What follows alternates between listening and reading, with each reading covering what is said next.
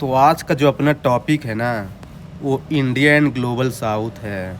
मतलब इंडिया का रिलेशन जो है ना ग्लोबल साउथ के साथ कैसा है और उसका इंडिया के फॉरेन पॉलिसी पे क्या इम्पैक्ट पड़ता है।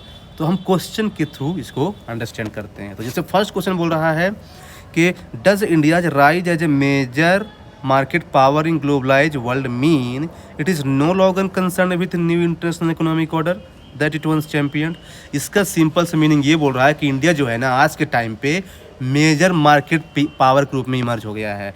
तो इसके रिस्पेक्ट में क्या हम ये कह सकते हैं कि जो न्यू इंटरनेशनल इकोनॉमिक ऑर्डर बनाया गया था डेवलपिंग कंट्री के लिए, इंडिया उससे दूर जा रहा है कि पास जा रहा है। तो मतलब इसके तीन पार्ट हैं। पहले बताना है कि कैसे मेजर मार्केट पावर इमर्ज हुआ है, फिर इंडिया उससे पास भी जा रहा है, दूर भी जा रहा है। इसका तीन पार्ट है। तो चूंकि ये न्यू इंटरनेशनल इकोनॉमिक ऑर्डर की बात किया है तो मैं क्या करूँगा, सीधे इसके बारे में बता दूँगा कब बना था। दूसरी चीज़ कि मेजर पावर तो कैसे फिफ्थ लार्जेस्ट इकोनॉमी बना है इंडिया जीडीपी के टर्म्स में। तो ये जो है ना मेजर पावर है। अब कैसे जो है ना इंडिया क्या है ना उससे दूर जा रहा है। तो देख लीजिए, आइडियोलॉजिकली दूर चला गया है, चूँकि जो है क्वेड में चला गया है। इकोनॉमिकली देख लीजिए एलपीजी रिफॉर्म ला दिया है। इंस्टीट्यूशनली देख लीजिए जो है ना वो आईएमएफ वर्ल्ड बैंक के साथ जा रहा है। तो ये हो गया कि दूर जा रहा है, लेकिन ऐसा नहीं है, पास भी है। क्यों? इंडिया क्या है ना उनके पास जा रहा है उनमें रिफॉर्म लाने के लिए। तो एक्चुअली इस चीज़ को समझने की जरूरत है। जैसे आईएमएफ का कोटा रिफॉर्म, और फिर क्या है ना कि G77 इंडिया अभी मेंबरशिप जो किया है, नेम 2.0 क्या है, इससे पता चल रहा है कि नहीं इंडिया दूर नहीं जा रहा है। और फिर जो ट्रिप्स एग्रीमेंट करवाया था अभी कोविड-19 के टाइम पे, ये भी तो बता रहे हैं कि इंडिया दूर नहीं जा रहा है। तो देखिए मैंने यहाँ पे अमर्त्य सेन को ला दिया है। डेवलपमेंट एंड फ्रीडम हमको दोनों की जरूरत है। हाँ, तो बस वो खत्म हो गया। सेकंड क्वेश्चन बोल रहा है examine the stalled progress of Doha round of WTO negotiation over the differences between the developed and developing countries. अब देखिए इसका सिंपल मीनिंग ये है कि WTO में दोहा राउंड हुआ था 2001 में के आसपास। तो क्या है ना कि वो रुक गया है इसके कारण से WTO का एग्रीमेंट, क्योंकि डिफरेंसेज है दोनों के बीच में। तो क्या क्या डिफरेंसेज है उसी को एग्जामिन करना है। इसमें कौन सी बड़ी बात है, तो एग्जामिन कर लेते हैं। अब देखिए, तो पहले तो मैं बता दिया ना कि भाई जो है ना जो WTO बनाया गया, कभी भी कोई ऑर्गेनाइजेशन की बात हो तो लिबरलिज्म पिक्चर पे आएगा, क्योंकि इसी से इंस्पायर होकर जो है ना कोई भी ऑर्गेनाइजेशन बनती है। अब बात करते हैं कि है ना कौन कौन से डिफरेंसेज है। तो एग्रीकल्चर में वो बोलता है कि हमको हायर सब्सिडी चाहिए, वो बोलता है हमको कम सब्सिडी चाहिए। फिर स्पेशल एंड डिफरेंशियल ट्रीटमेंट है, ये एक दिक्कत है। थर्ड है कि वो बोलता है कि हमारा जो गुड्स है ना वो बिना टैरिफ के आना चाहिए, लेकिन वो बोलता है कि नहीं हम टैरिफ लगाएंगे। फिर बोलता है कि हमको जो है ना वो लेबर मूवमेंट का फ्री होना चाहिए। कौन? डेवलपिंग कंट्री तक ना, डेवलपिंग कंट्री लेबर की डिमांड कर रहे हैं फ्री मूवमेंट का, और डेवलप कंट्री गुड्स का डिमांड कर रहे हैं फ्री मूवमेंट की। ध्यान रखिएगा यहाँ पे डिफरेंसेज है। इसके अलावा और भी दिक्कत है, जानते क्या है कि रीजनल ऑर्गेनाइजेशन इमर्ज हो गए हैं, जैसे RCP वगैरह, तो ये भी दिक्कत क्रिएट कर रहा है। कंक्लूजन में लिख दीजिए कि देखिए क्या है जो टेंशन है ना, ये बेसिकली नियो लिबरल के बीच में है और डेवलपमेंट गोल के बीच में है, जिसको इंडिया को इंश्योर करने की ज़रूरत है एज सून एज पॉसिबल। हाँ, एज सून एज पॉसिबल इसको इंश्योर करने की ज़रूरत है। थर्ड क्वेश्चन बोल रहा है कि जो इप्सा बनाया गया था ना, इप्सा, तो ये जो है ये कैसे जो है ना ग्लोबल पावर ग्रुप में इमर्ज हो रहा है ना। और दूसरी बात बताना है कि यह ना इसको आज के टाइम से समझने की ज़रूरत है। तीसरी चीज़ ये जो है ना इंडिया के फॉरेन पॉलिसी पे कैसे इम्पैक्ट कर रहा है। बेसिकली तीन पार्ट हैं। तो देखिए बात यह है कि जब कभी भी हम ग्लोबल साउथ की बात करते हैं तो ये एक चीज़ जरूर पिक्चर में आएगा, कंस्ट्रक्टिविस्ट अप्रोच। यस, तो उसी को ने लिख दिया। अब देखिए इप्सा कैसे इमर्ज हो रहा है और क्यों ज़रूरी है, क्योंकि नॉर्थ और साउथ के बीच में डिवीज़न हो रहा है, चाइना का अग्रेशन बढ़ रहा है, इसलिए इप्सा ज़रूरी है, क्योंकि इसमें चाइना नहीं है। अब बताना है आपको कि कैसे फॉरेन पॉलिसी को सेव कर रहा है इंडिया के। देख लीजिए, ग्लोबल गवर्नेंस में United Nation Security Council reform ला रहा है, IMF कोटा ला रहा है बेसिकली। ऐसे जो है ना देख लीजिए कि पब्लिक गुड्स इंडिया इंक्रीज कर रहा है, रिन्यूएबल एनर्जी बढ़ा रहा है इंडो पैसिफिक के बियॉन्ड। फिर जो है ना चाइना अथॉरिटेरियन कंट्री है, जबकि ये कंट्री डेमोक्रेटिक है, तो इससे भी फॉरेन पॉलिसी को इम्प्रूव कर रहा है इंडिया के। लेकिन फिर भी एक दिक्कत है, क्या? समिट ही नहीं हो रही है इसकी। सबसे बड़ी दिक्कत यही होती है यार, पता नहीं क्यों। फिर जो है ना फिर देखिए इप्सा को है ना और ज़्यादा रिएक्टिव होने की ज़रूरत है बेसिकली, ऐसा लिख सकते हैं कंक्लूजन में। और फोर्थ क्वेश्चन ये बोल रहा है बेसिकली, फोर्थ क्वेश्चन क्या बोल रहा है कि देखिए क्या है ना कि इंडिया जो अफ्रीका है ना, इनका रिलेशनशिप में ग्राउंडिंग प्रिंसिपल क्या है बेसिकली, और अभी जो रिलेशनशिप हो रहा है कहाँ तक गया है, उससे क्या लिमिटेशंस है। तो आपको पता है कि जो इंडिया अफ्रीका जो रिलेशनशिप है ना, वो कंस्ट्रक्टिविज्म देखिए फिर पिक्चर में आएगा।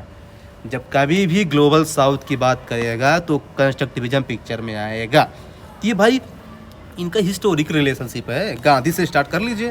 हाँ, अब ग्राउंडिंग प्रिंसिपल क्या है? ग्राउंडिंग प्रिंसिपल गांधी से स्टार्ट कर लीजिए। म्यूचुअल रिस्पेक्ट कंपाला प्रिंसिपल 2018 में हुआ, उसे बोला कि भाई हम लोग म्यूचुअल रिस्पेक्ट की बात करेंगे। फिर इंडिया जो है ना लोन दे रहा, लो भाई लोन लो, लाइन अप क्रिएट लो काम करो अपना।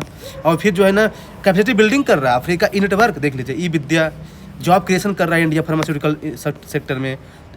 और इसके अलावा डायस्पोरा डिप्लोमेसी, तो ये चीज़ें जो बेस बन रहे हैं। लेकिन क्या है इसमें दिक्कत जानते क्या है कि ये जो ट्रेड है ना होता है ना, ये इंडिया के फेवर में है। तो लोग बोलते हैं कि भाई ये गलत बात है। नहीं। दूसरी चीज़ चाइना सबसे बड़ी दिक्कत है, क्योंकि चाइना जानते क्या है, चाइना इंडिया से तेज है। India tax while China delivers, ये भी एक दिक्कत है। तो देखिए क्या है ना कि अल्टीमेटली क्या है ना कि इंडिया को क्या है और ज़्यादा रियलिस्टिक होने की ज़रूरत है बेसिकली, और ज़्यादा कैपेसिटी बिल्डिंग करने की ज़रूरत है। और India needs to follow both approach है, कौटिल्य का रियलिज्म और गांधी का आइडियलिज्म। बस हो गया।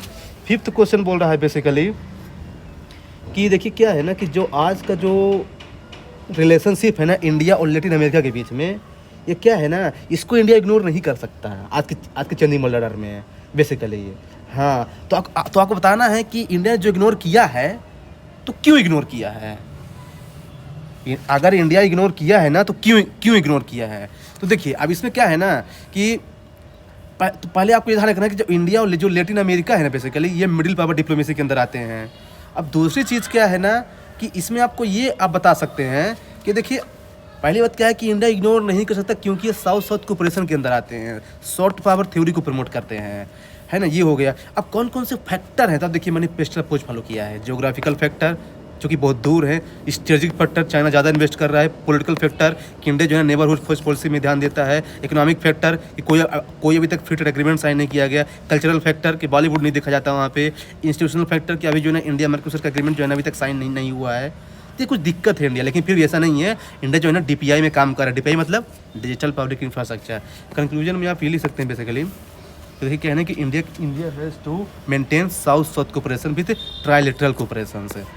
नेक्स्ट क्वेश्चन बोल रहा है बेसिकली कि देखिए क्या है ना कि जो इंडिया का जो लीडरशिप है ना ग्लोबल साउथ में, चाहे अफ्रीका में हो चाहे लैटिन अमेरिका में, ये दो के बीच जो है ना अटक गया है, एक आइडियलिज्म और एक प्रैग्मेटिज्म। तो है ही भाई, क्योंकि भाई पहले का इंडिया था वो आइडियलिज्म पे था। अब क्या है 1990 के रिफॉर्म के बाद क्या हो गया है, रियलिज्म हो गया है। तो मोरल आइडियलिज्म कहाँ है, देख लीजिए आप। एंटी इंपीरियलिज्म की बात करता है, नेहरूविल मॉडल की बात करता है, ये आइडियलिज्म है। है ना, कैपेसिटी बिल्डिंग की बात करता है ना, डेवलपमेंट की बात करता है, वैक्सीन डिप्लोमेसी, ये आइडियलिज्म है। और रियलिज्म कहाँ है कि है ना एनर्जी सिक्योरिटी की बात कर रहा है, लाइन ऑफ क्रेडिट दे रहा है कि भाई डेवलपमेंट करो। लैटिन अमेरिका में देख लीजिए जो है ना वो लिथियम ट्रायंगल बना रहा है, मतलब जो है ना इंपोर्ट एक्सपोर्ट कर रहा है। इसके अलावा जो है ना वो है ना क्लाइमेट चेंज में बात कर रहा है, WTO में बात कर रहा है। ये सब चीज़ें हैं। तो बताना देखिए क्या है ना कि इससे इंडिया को चैलेंज भी हो रहा है। क्यों? क्योंकि चाइना टफ कंपटीशन दे रहा है। और दूसरी चीज़ कि लीडरशिप कितने भी अच्छे क्यों ना हो, लेकिन पावर के बिना काम नहीं चलेगा। तो आप कंक्लूजन में लिख सकते हैं कि हमको एथिक्स और पावर दोनों की ज़रूरत है। फिर लास्ट वाला क्वेश्चन ये बोल रहा है बेसिकली, लास्ट वाला क्वेश्चन ये बोल रहा है देखिए क्या है ना कि जो इंडिया का जो इनिशिएटिव्स है ना, देखिए क्या है कि WTO में दोहा राउंड की बात क्या है ना वो पैरालिसिस है। तो इंडिया ने कुछ और इनिशिएटिव्स लिए हैं ग्लोबल साउथ को लेकर के, जैसे नेम 2.0 है, ग्लोबल साउथ समिट है ना, या फिर G77 है। तो वो कहाँ तक जो है ना इफेक्टिव है ग्लोबल गवर्नेंस को इंश्योर करने में, तो है ही। अब देखिए इंडिया का जो रिलेशनशिप है ग्लोबल साउथ को लेकर क्या है, कंस्ट्रक्टिविज्म है। और उसके साथ साथ तो क्या कर रहा है, इंस्टीट्यूशन को बना रहा है। क्या हो जाएगा, न्यू इंस्टीट्यूशनलिज्म आ जाएगा। तो आप ये दोनों एंगल ले सकते हैं। अब G77 क्यों बनाया गया, डेवलपिंग कंट्री का ग्रुप है कि लो भाई हम आपस में जो है ना कलेक्टिव बार्गेनिंग करेंगे जिससे हमारी बात मानी जाएगी। नेम 2.0 क्यों बनाया गया, क्योंकि आज के टाइम में मल्टीपोलर वर्ल्ड ऑर्डर है। जैसे इंडिया देख लीजिए US चाइना दोनों को बैलेंस कर रहा है। फिर वॉइस ग्लोबल साउथ है, देख लीजिए कि हम जो है ना साथ मिलेंगे ना तो ज़्यादा हमारी बात सुनी जाएगी। जैसे डिजिटल पब्लिक इंफ्रास्ट्रक्चर है, एजेंडा सेटिंग है, ये सब बना सकते हैं। तो इससे क्या है ना कि हमारा जो है ना, देखिए WTO क्या करता है ना, केवल रूल बनाता है, सीधे एजेंडा सेटिंग करेंगे, लो हम डायरेक्ट करेंगे। लेकिन देखिए ये दिक्कत भी है कि जो हम नॉर्म्स और ये आइडियाज बना रहे हैं ना, बिना पावर के काम नहीं चलेगा। हाँ, उनके पास इन्फोर्समेंट मैकेनिज्म बहुत पुअर है। दूसरी चीज़ कि चाइना इमर्ज हो रहा है, BRI जो है ना टक्कर दे रहा है। तो इससे दिक्कत आ रही है, चैलेंजेज है। तो आप है ना कंक्लूजन में लिख दीजिए कि क्या है कि India needs to be more proactive. हाँ बेसिकली, हाँ। और WTO को ये कोलिजन जो बनाया गया है ये रिप्लेस नहीं कर सकते। हाँ, इसको कम्प्लीमेंट कर सकते हैं। इस चीज़ को समझने की ज़रूरत है।